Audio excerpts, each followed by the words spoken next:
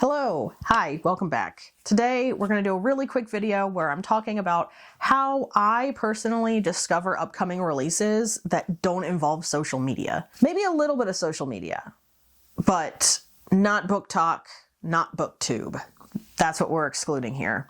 So yeah, I don't really want to beat around the bush too much. If you're interested in learning how to discover new books that aren't necessarily the viral same 5 books that you're seeing online, watch this video. All right, let's just get into it. So this is how I find out about new releases that are coming out without being influenced, essentially. So my first suggestion is Booklist magazine. Now, I am able to get mine through my public library for free. It's great. It's wonderful. So that is the first place I would check. I get mine on Libby, and I have it set up so that I automatically get the new issue. And it takes a little bit of work because it's quite dense in terms of it gives a synopsis of all these different books. But this is how I discover primarily fiction, not so much fantasy, but literary fiction that I'm trying to branch out into. If you can't get it through your library, it is a subscription and not really affordable for the average person. So it may be something you could ask your library to get because it is cheaper for them to get it. So if they don't have it, I would talk to your librarian. Another one, it's another magazine, is Bookmarks. Now this is much more catered to the average reader. Booklist is for librarians. It is an insider secret, a little bit of a secret. Bookmarks is much more catered to the average reader. This is more of a commercial magazine in terms of it advertising new releases. This also might be available from your public library. I can't get it through any of my local ones, but the one that I previously worked at does carry it. The subscription for this is much more accessible to the average person versus Booklist.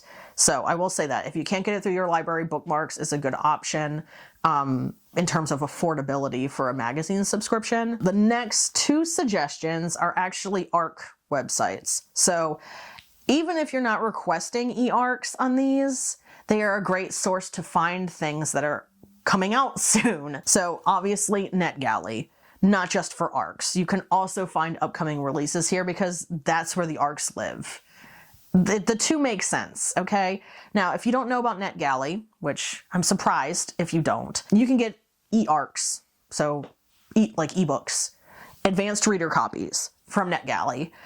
You can do this even if you aren't a librarian, even if you aren't a retailer, you can do it as a book reviewer. Now, I will say there are some things that go into getting a book on NetGalley, and that is having some type of place online where you review books, whether that be YouTube, Book Talk, whether that be Instagram, a blog of your own. You can link your Goodreads. I would not recommend just going in with your Goodreads because your approval rate is going to be pretty low. So those are just some tips. Have somewhere other than Goodreads that you review your books, kind of have somewhat of a little system set up for reviewing your books and take it somewhat seriously. My approval or my ratio of rated versus given out on NetGalley is in an area of improvement. Let me just say that. I get approved for a lot. I just don't get to them fast enough. So that is something to keep in mind. If you have to kind of make them a priority, basically, if you're going to get ARCs. So that's just something to talk about. But it is a great place to find upcoming releases as well. You can search by genre, and it's pretty easy. The other one that people talk about less is Idlewise. And that's another ARC website, but this one is a little bit more catered toward book professionals, I guess, either retailers or librarians. A lot of librarians are on Idlewise. Average consumers, book reviewers can sign up. I would say that if you are just a book reviewer, online or whatever, not just, but if you're a book reviewer online, you're going to have more success on NetGalley. NetGalley is a little more catered toward the book vloggers and, YouTubers and stuff like that, versus Idlewise is a little bit more in the favor of retailers, collection development librarians, that type of thing. So your approval rating on Edelweiss might be a little lower if you're just reviewing books. Just keep that in mind. But it is another place that if you're trying to find new releases, it's pretty easy to navigate. It's very similar to NetGalley. So I have two more major suggestions. And the next one is being Reddit. So look at the subreddit for the genres that you like to read. There's gonna be lists and people talking about books. It's kind of a weird, unlikely place to look, but it was just a suggestion I came up with.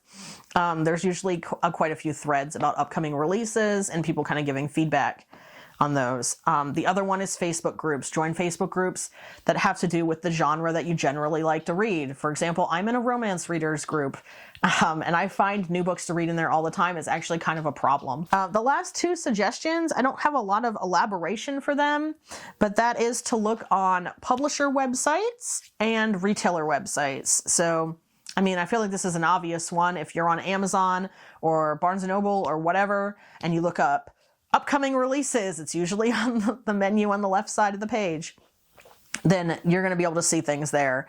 The same with publishing websites. They're going to have books that are going to be released in the next 6 months to a year on there, along with synopsis and stuff. Anyways, I know this was a very quick, short video, but I really didn't have a whole lot to say here other than I just wanted to point people in direction of these resources because they might not know about them. As always, thank you for watching this video. I hope you liked it. And if you did, give it a thumbs up. Consider subscribing if you want to see more from me, and I'll see you guys in the